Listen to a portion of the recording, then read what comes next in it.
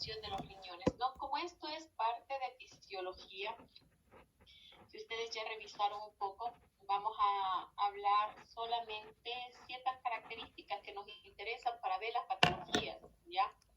Recuerden que las funciones dentro de los riñones es mantener el equilibrio, ¿no? Entre los ácidos, entre las bases, reabsorber lo que es, por ejemplo, el agua, reabsorber lo que son los electrolitos como el sodio y eliminar otros, como en este caso, como el potasio o los hidrogeniones, ¿no? Tiene, en este caso de la regulación del agua, ¿no? Del sodio en sí, también se acompaña lo que es también lo que se acompaña lo que es esta parte de la presión arterial, ¿no? Entonces tenemos, recuerden, pero para regular la presión arterial también participan otras hormonas como, por ejemplo, la hormona aldosterona, la hormona antidiurética, esas de ahí. Tiene una regulación de la osmolaridad, regula la presión arterial, endocrina, sí, por ejemplo, porque tiene influencia también hormonal, como lo que les mencioné por parte de estas. Participa también la gluconeogenia y es un órgano muy vascularizado. Por ejemplo, el 25% del gasto cardíaco lo recibe el riñón. La ubicación, bueno, ustedes conocen esto por anatomía, las características de la ubicación, las relaciones con otras estructuras anatómicas, ¿sí? Igualmente la organización del riñón, ¿no? Si nosotros hacemos un corte, vamos a ver que tiene una corteza, una médula, está constituido por cálices menores, cálices mayores, la pelvis renal y luego que se continúa con el uréter. Tiene un suministro sanguíneo por una arteria que pasa por todas las estructuras anatómicas como arborizándose, ¿no? Entonces, por eso vamos a tener arterias lobulares, interlobulares, arterias arciriformes. Y las venas también continúan así, ¿no es cierto? Desde las regiones de la corteza, médula, para finalmente salir por el hilio renal.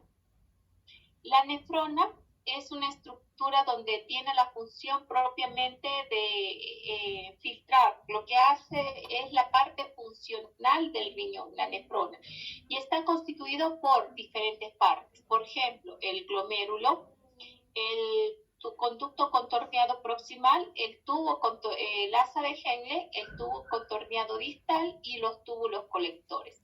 Tenemos nefronas ubicadas en la región de la corteza y tenemos nefronas también que se encuentran en la región justamedular, o sea, justamedular, que sería cercanas a la médula, ¿no? Y tienen un diámetro distinto. Los túbulos, recuerden, los túbulos renales como los túbulos colectores finalmente llegarán hacia el área cribosa del riñón, donde eliminarán lo que es la orina. Está constituido también lo que es este glomérulo por una cápsula, ¿no? Que es una cápsula conocida como el cápsula de Bowman, que tiene dos partes, una parietal y una visceral. La hoja parietal está constituida por un epitelio plano simple y la hoja parietal visceral está en contacto íntimo con el capilar sanguíneo, ya formando, en este caso, los podocitos en este capilar. El capilar que se encuentra formando el glomérulo es un capilar de tipo fenestrado, ¿sí? Un capilar de tipo fenestrado, y aquí llegará la sangre para poder ser filtrada, ¿sí? Para ser filtrada y luego eliminarse por los conductos. Miren, los conductos están en contacto íntimo con esos vasos sanguíneos. Los tipos de nefronas. La mayoría de nefronas que nosotros tenemos están localizadas en la corteza. Entonces tenemos nefronas corticales, pero también tenemos nefronas justaglomerulares, que son estas de aquí. Justaglomerulares, cercanas lo que es justamedulares, medulares. Justamedulares, que están cercanas a las regiones de la médula renal, ¿no? Entonces, estas nefronas son mucho más largas, como ustedes ven, en relación a lo que son las nefronas corticales. Y todos los conductos contorneados, ¿no? Los túbulos colectores, en este caso el túbulo contorneado distal, termina en el túbulo colector. Y el túbulo colector va a terminar en esta área que se conoce como el área cribosa, en la papila papila renal. Luego viene el cáliz menor, el cáliz mayor, finalmente saldrá la orina por el uréter, ¿no? Entonces, ¿qué función tiene la nefrona? Eliminación de sustancias propiamente de desechos y de reabsorción de nutrientes, ¿no? Ahora, aquí tenemos el contacto íntimo con los vasos sanguíneos. Miren el glomérulo y observen todos los conductos, los túbulos contorneados proximales en contacto íntimo con los capilares, ¿no? Para hacer el proceso justamente de reabsorción. El proceso de filtración solo lo cumple lo que sería el glomérulo. El proceso de reabsorción los cumplen tanto los túbulos contorneados como los túbulos colectores y el asa de Henle, ¿sí? Estas estructuras cumplen el proceso de reabsorción y secreción, ¿ya?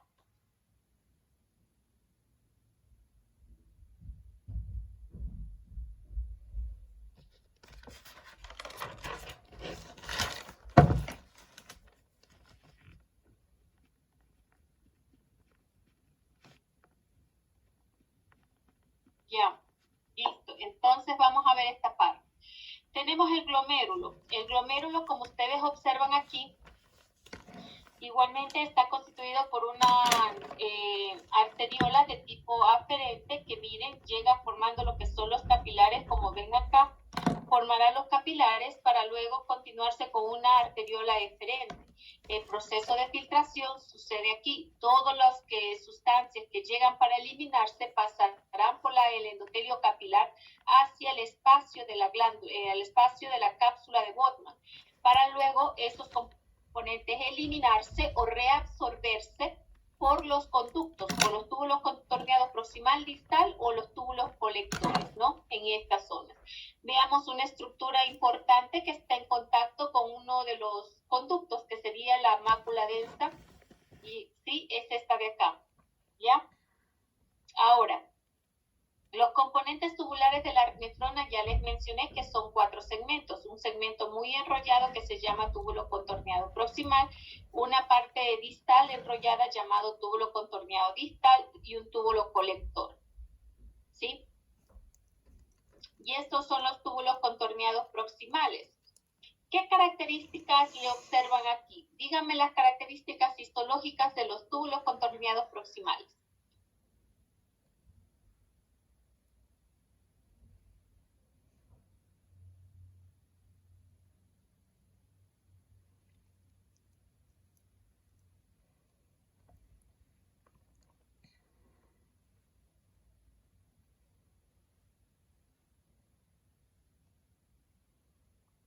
Puedo decirlo que se ve como que más encogido y por ende puede ser más largo.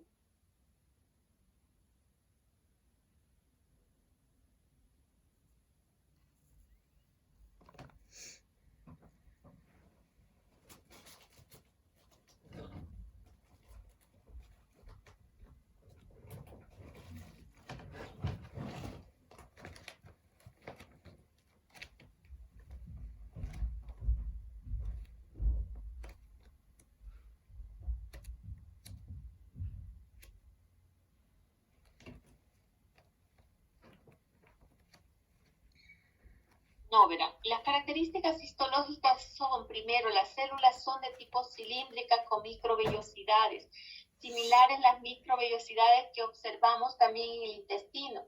¿Para qué funcionaban las microvellosidades? Para aumentar la superficie de absorción, ¿no es cierto?, el de absorción, porque esa es la función de los túbulos contorneados que yo les acabé de decir.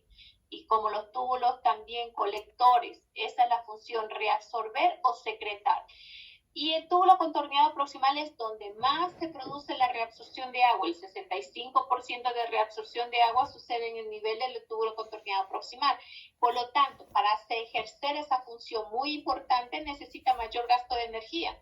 Necesita, por ejemplo, reabsorber otros componentes y por eso necesita lo que son la presencia de mitocondrias, que le hace que la tinción sea mucho más intensa, y por la presencia de las microvellosidades le da esta característica de su luz que parecerse una estrella, ¿no? Vamos a ver otra parte. asa de Henle, tenemos lo que son los segmentos gruesos y segmentos delgados del asa de Henle. En este caso solo han puesto los segmentos delgados del asa de Henle. Como ustedes ven, el asa de Henle tiene una forma de una U y según la longitud del asa de Henle se divide en dos secciones. En una sección delgada, que es la nefrona cortical, y una sección gruesa, que es la nefrona justa medular. Es medular, por eso que les decía que acá había un error, ¿no? En donde les mostré, creo que ya me pasé.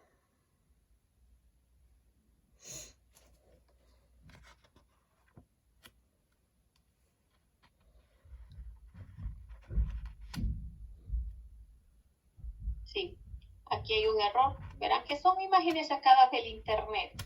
Nefrona justa glomerular, no es justa glomerular, es un error. Justa medular. ¿Qué significa la palabra justa? Cercana, ¿ya?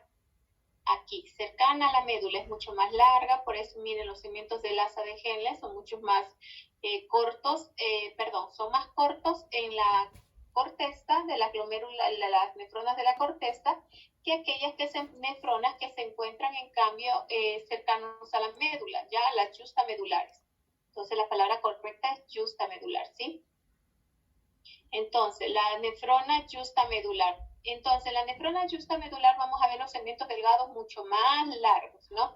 Y tiene un epitelio realmente plano simple y tienen propiedades, por ejemplo, acá vamos a ver que reabsorbe agua, ¿no? Y acá vamos a ver que reabsorbe más cantidad de electrolitos en relación a agua. Entonces, tenemos partes de la asa de Henle que son impermeables al agua, pero permeables a electrolitos. Otra parte que son al revés, permeables a los electrolitos y permeables lo que sería al agua, ¿no? Y vamos a ver el túbulo contorneado distal, que tiene un epitelio cúbico, porque las células se observan aquí, una luz redondeada porque ya no contiene las microvellosidades y menor cantidad de mitocondrias, por eso se tiñe con menor intensidad. Como observamos acá, miren, más intensa la tinción, menos intensa la tinción. Y las vías urinarias, que están constituidas por intrarrenales, que constituyen los cálices menores, cálices mayores, la pelvis renal, ¿sí? Y vías extrarrenales, que serían propiamente los uréteres, que son componentes musculomembranosos que ingresan por la cara posterior en relación a la vejiga urinaria. La vejiga urinaria tiene una capacidad de llenarse de líquido de aproximadamente unos 300 o 400 ml de orina, un poquito más, incluso en otros libros, y la uretra femenina y la uretra masculina que se continúa en este caso con la vejiga urinaria. Y lógicamente depende, por ejemplo, si es un hombre o una mujer, el diámetro de la uretra es mucho más largo en el hombre, que se va acompañando, va por los cuerpos esponjosos y cavernosos en relación al pene. En la mujer también tiene relación con sus estructuras anatómicas, cuerpos esponjosos en este caso, que constituyen la pelvis, ¿no? Recuerden que el clítoris es el homólogo del pene en relación a la mujer, ¿no? Pero la uretra, el orificio uretral, le encontramos un poco más abajo, cerca del introito vaginal, está entre el introito de la vagina y por debajo de lo que sería el clítoris. Ahí encontramos el orificio de la uretra femenina, ¿no? Y el diámetro, lógicamente, es menor.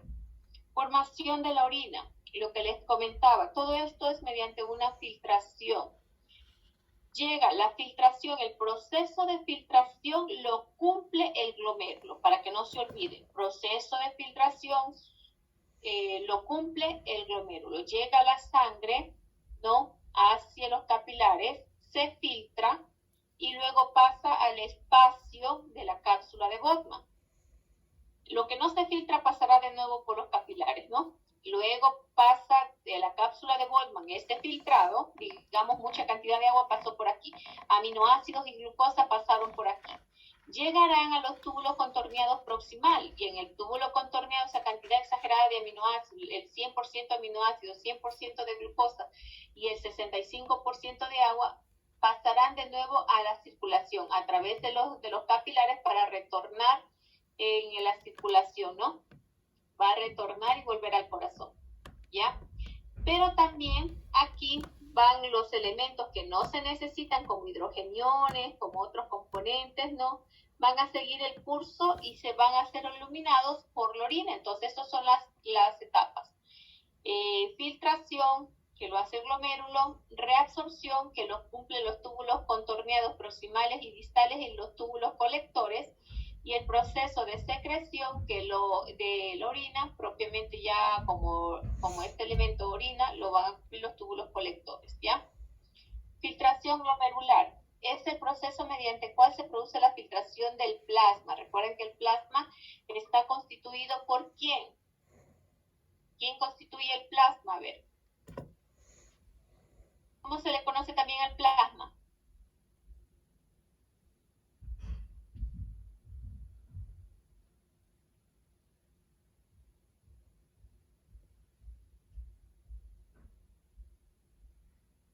¿Plaquitas?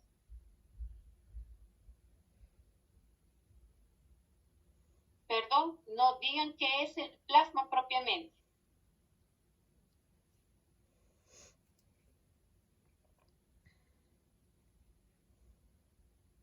Transporta los eritrocitos, plaquetas, nutrientes, hormonas y al sistema inmunológico.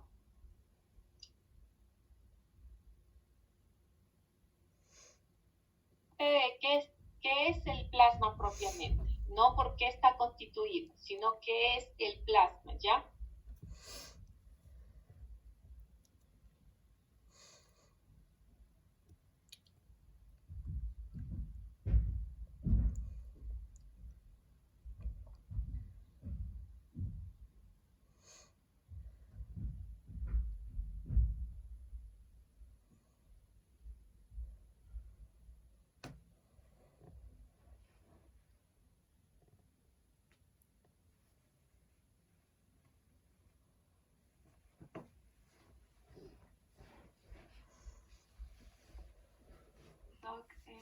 Bueno, si podemos saber, la sangre está constituida por plasma, glóbulos rojos, glóbulos blancos, y se diría que el plasma puede ser como la porción líquida de la sangre.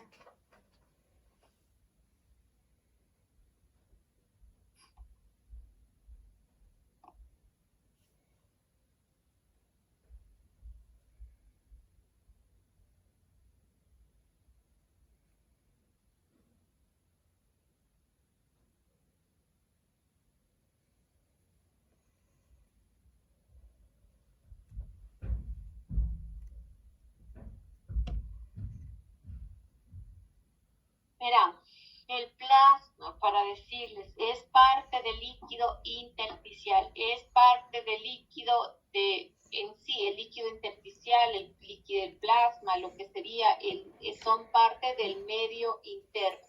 ¿Qué es el medio interno? El líquido extracelular. Entonces está compuesto por estos componentes, plasma y lo que es el líquido intersticial.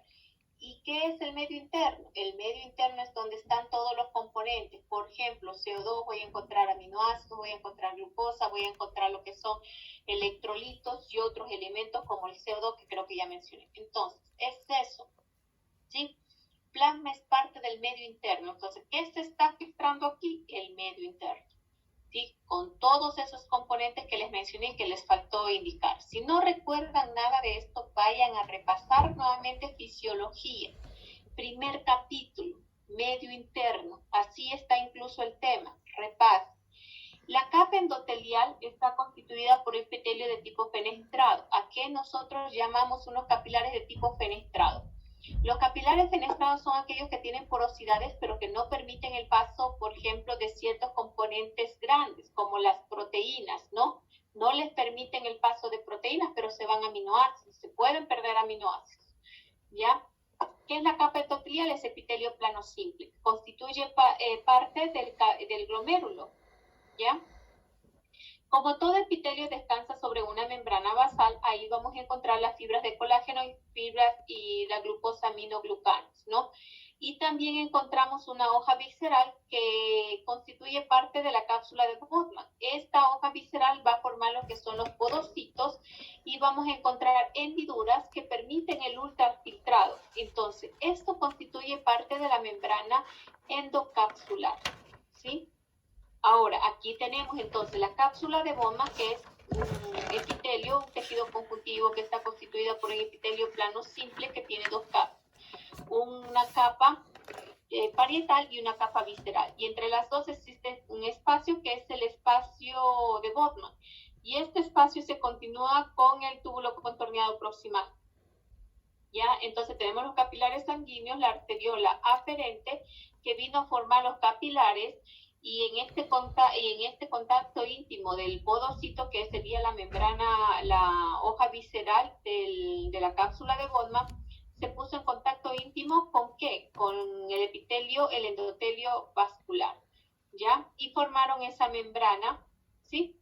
Conocida como membrana endotelio capsular, ¿ya? Y luego de aquí, por estos espacios, van a salir lo que es el filtrado y van a llegar a esta zona del glomérulo, para luego de este filtrado pasará al túbulo contorneado proximal.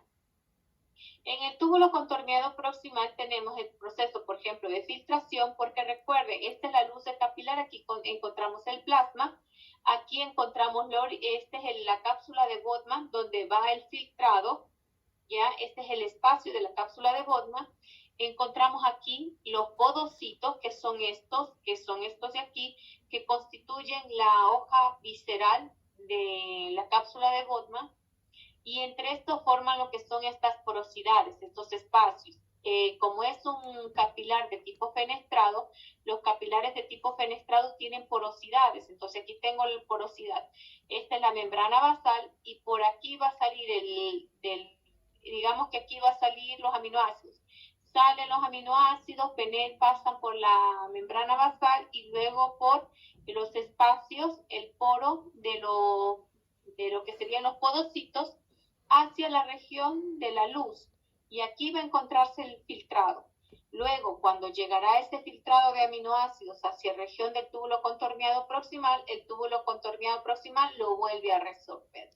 La reabsorción sucede mediante un transporte pasivo o un transporte activo, o sea, sin gasto de energía y con gasto de energía. Y el transporte pasivo puede tener una difusión simple o una difusión facilitada. Bueno, esto es algo que ustedes vieron si recibieron biología, ¿no? Entonces, aquí tenemos la reabsorción. Llega, digamos, los aminoácidos al túbulo contorneado proximal y se va a reabsorber lo que serían esos aminoácidos para continuar en la circulación.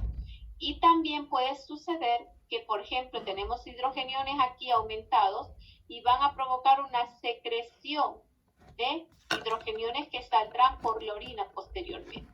Entonces, el agua y la urea se absorben pasivamente a lo largo del gradiente de concentración, ¿sí? Los iones potasio, cloro, calcio, fosfato, así como urato, glucosa, aminoácidos, se reabsorbe mediante mecanismo de transporte activo primario y secundario, ¿no? Entonces, mediante un gasto de energía. Y aquí tenemos el ejemplo. Esta es la sangre, esta es la célula tubular proximal y este es el lumen. Tenemos la sangre, donde encontramos lo que es los electrolitos, ¿ya? Vamos a poner el ejemplo del sodio. Miren, el sodio ha salido en mucha cantidad en el líquido tubular. En el túbulo contorneado proximal tenemos aquí en la luz mucha cantidad de sodio, se va a reabsorber. Y igualmente tenemos mucha cantidad de aminoácidos y glucosa, se va a reabsorber en el túbulo contorneado proximal. Pero para reabsorberse necesitan por medio de un gasto de energía. Entonces van a pasar con un gasto de energía, aquí viene con el ATP, ¿no? Y se reabsorbe sodio y va de nuevo al plasma sanguíneo. Se reabsorbe glucosa y aminoácidos y va de nuevo al plasma sanguíneo. Y tenemos aquí el potasio, que se puede secretar o reabsorber de manera incompleta. Se secreta potasio que luego puede eliminarse. También los sodios pueden intercambiarse de lo que tenemos aquí, de la luz del túbulo contorneado proximal, puede reabsorberse nuevamente sodio e intercambiarse o eliminarse por hidrogeniones. Y el individuo puede perder mayor cantidad de hidrogeniones, ¿no? Para mantener lo que sería el pH adecuado.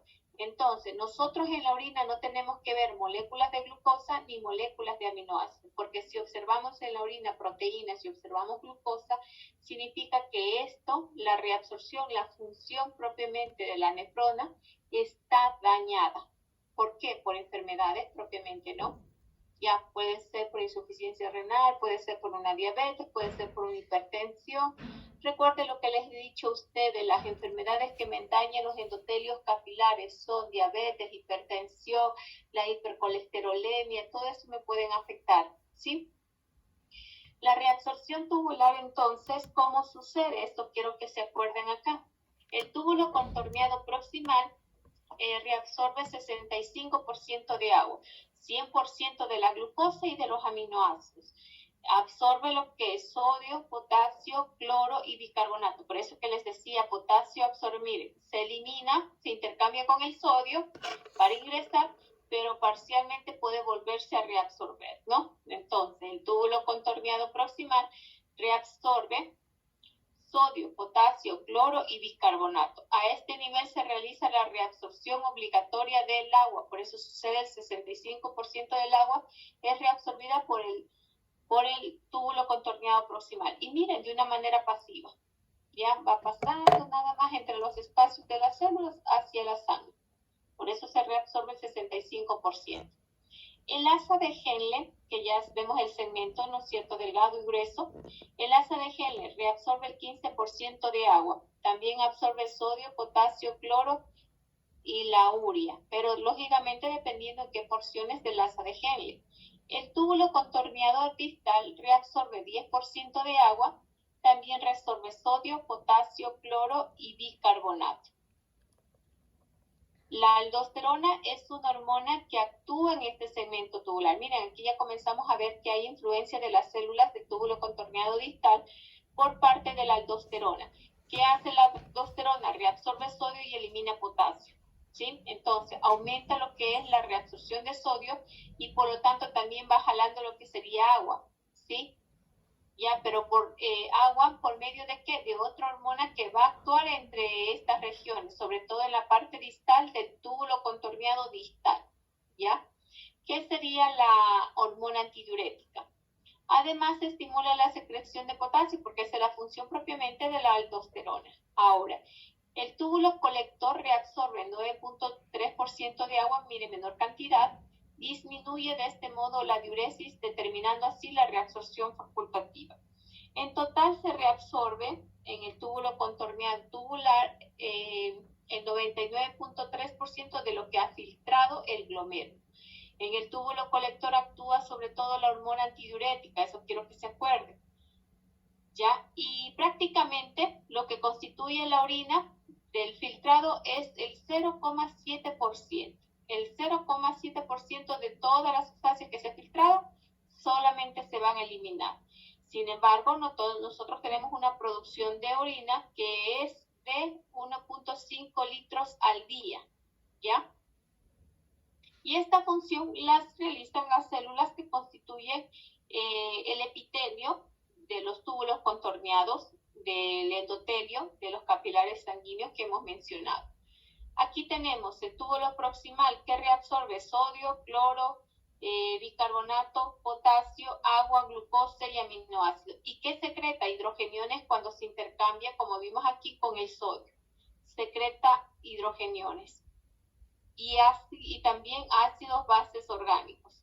Tenemos la rama descendente delgada del asa de Henle que produce lo que sería reabsorción de agua, reabsorbe agua, y el segmento grueso del asa de Henle, en cambio, reabsorbe sodio, cloro, potasio, calcio, bicarbonato, magnesio y secreta hidrogeniones, pero no reabsorbe agua. En el túbulo distal inicia la reabsorción de sodio, cloro, calcio y magnesio, pero no reabsorbe agua. En el segmento justamente distal, aquí ya actúa la hormona antidiurética, ¿sí? Reabsorbiendo lo que es Además, la porción distal del túbulo contorneado distal, o la porción final del túbulo contorneado distal, para que no se confunda, reabsorbe, ¿ya? Sodio, cloro, secreción de potasio, reabsorción de agua, pero mediada por la hormona antidiurética, ¿sí? Y en el túbulo colector que ya tenemos acá, propiamente, el túbulo colector, la función es acción con la hormona antidiurética. Por eso hemos puesto aquí en conjunto tubo distal, porción final y el túbulo colector. El túbulo colector, por lo tanto, tiene la función de reabsorber el agua y concentrar la mayor cantidad de orina, ¿no? Reabsorción del túbulo contorneado proximal de esta porción es recuerden que es por un gasto de energía dependiendo de los elementos que vayan a actuar. Reabsorbe el 100% de aminoácidos, ácido láctico y otros metabolitos, ¿sí? Reabsorbe sodio para mantener lo que sería la función propiamente, ¿ya? También tiene la propiedad de reabsorber potasio, ¿sí? En cambio, la secreción tubular de esta región, de túbulo contorneado distal y túbulo colector, tiene la propiedad de eliminar o secretar hidrogeniones, iones potasio, ya no los reabsorbe, sino que los elimina, iones amonio, creatinina, ácido úrico y algunos fármacos van a ser eliminados, ¿sí? ¿Por qué es la finalidad de eliminar hidrogeniones? Sobre todo para mantener un pH adecuado en la sangre, ¿ya? Entonces trata de eliminar los hidrogeniones para mantener un pH entre 7,35 a 7,45. Y aquí hay una tablita del resumen de cada una de las estructuras. Túbulo contorneado proximal, asa de Henle, cemento delgado, asa de Henle, cemento grueso, túbulo contorneado distal y túbulo colector. Túbulo contorneado proximal, reabsorción del 99% de glucosa, aminoácidos, vitaminas, hidrosolubles, 70% de sodio, 80% de potasio, bicarbonato, calcio y magnesio. ¿Reabsorbe agua? Sí. ¿Y secreta hidrogeniones? Sí, en este caso secreta hidrogeniones, aniones inorgánicos, y cationes orgánicos. Los hidrogeniones los elimina cuando se intercambia con el sodio. El asa de Henle es impermeable a los solutos, o sea, no reabsorbe el segmento delgado del asa de Henle, es impermeable a los solutos, ¿no? Pero en cambio es permeable al agua, no permite el paso del agua, pero no permite el paso de hidrogeniones, ¿sí? Vitaminas, aminoácidos, nada de eso, ¿ya? Y no secreta nada, pero el segmento grueso del asa de Henle es así, reabsorbe sodio y cloro, y reabsorbe, para la reabsorción del agua, en cambio es impermeable, no reabsorbe agua. El túbulo contorneado distal reabsorbe sodio y cloro gracias a la participación de la aldosterona, porque aquí influye la aldosterona. El túbulo contorneado distal es impermeable al agua, ¿ya? El túbulo contorneado distal permite la secreción de hidrogeniones y potasio, esto dado por aldosterona. El túbulo colector reabsorbe sodio por la aldosterona y ante la presencia de la hormona antidiurética reabsorbe agua, y ante la ausencia de la hormona antidiurética no reabsorbe agua. La secreción ayuda al túbulo contorneado proximal a la secreción de hidrogeniones y a la secreción de potasio. Regulación del flujo sanguíneo. El flujo sanguíneo está dado por una estimulación renal, hormonal. En este caso, ¿cuáles son los mecanismos de regulación? Tenemos un mecanismo simpático que tiene una función vasoconstrictora y parasimpático no tanto, y dopaminérgico función vasodilatadora. Existen hormonas que actúan de manera sistémica y local, como cuáles: sistémica, la adrenalina, que es un vasoconstrictor, la angiotensina, que luego vamos a ver, es un vasoconstrictor, y el péptido natriurético atrial, que es secretado por las células que constituyen a la aurícula derecha. Entonces secretan un péptido natriurético vasodilatador.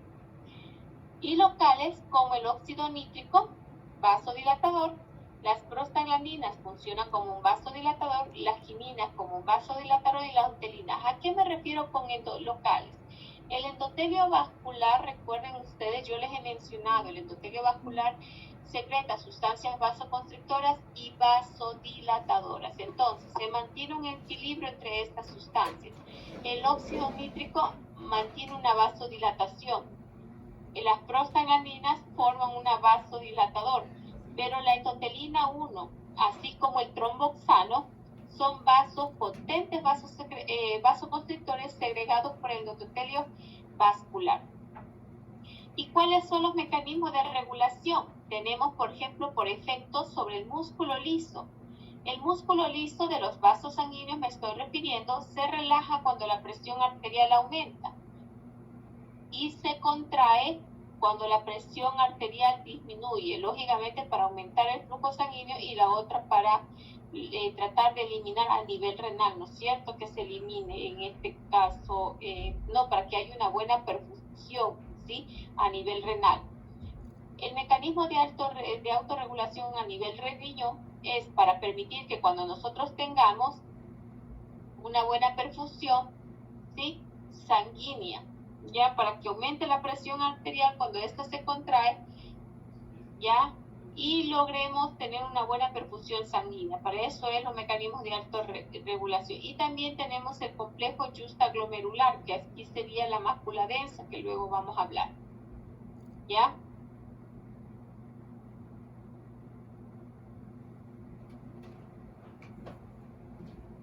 Y el aparato justaglomerular, que sería estos componentes, miren, este es el aparato justaglomerular que estaría conformado por la mácula densa. Es una estructura que está íntimamente unida al corpúsculo renal, que desempeña un papel en el control del equilibrio de los iones, ¿no? Y también participa en el equilibrio de la presión arterial, ¿sí? Porque lógicamente si tengo baja la presión arterial, aumenta la reabsorción de sodio. Con eso incrementa la reabsorción de agua y el individuo aumenta su presión después. Está constituida por células justaglomerulares también, las de acá, que secretan renina. La renina también estimula el nivel hepático para la secreción de angiotensinógeno. El angiotensinógeno se convierte en angiotensina 1, que luego la angiotensina 1 se convierte en angiotensina 2 con otros mecanismos que luego vamos a hablar para que no se confundan. Para mantener la presión arterial, aumenta la presión arterial cuando la presión arterial ha disminuido, ¿no? Entonces, este es el aparato justaglomerular, ¿sí? Y nos quedamos hasta aquí porque el sistema renina-angiotensina, eso quiero explicarles muy bien, porque aquí es lo que nos va a entrar la